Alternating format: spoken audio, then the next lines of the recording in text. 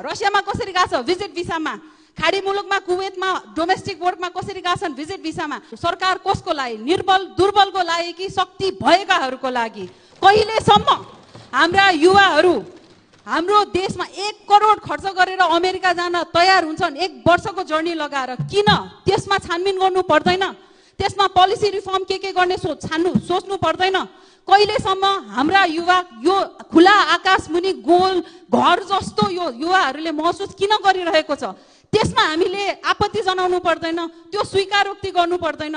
यहाँ कतिजनाको छोराछोरीको उमेरको मान्छेहरू छन्, नाति नातिना पुस्ताहरू यहाँ देशमा बस्दिन जान्छु भनेर बाहिर गइरहेछन्।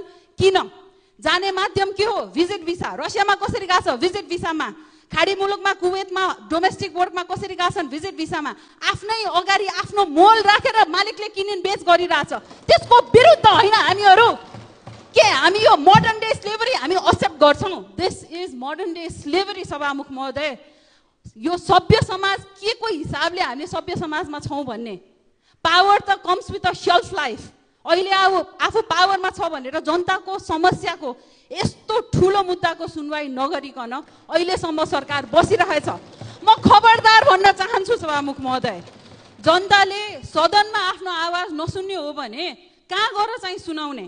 हाम्रो लोकतन्त्रको अभ्यास यही होइन? जनताको आवाज यहाँ बोलिन्छ, यहाँ सुनवाई हुन्छ, यहाँ सरकारले सुन्छ भनेर।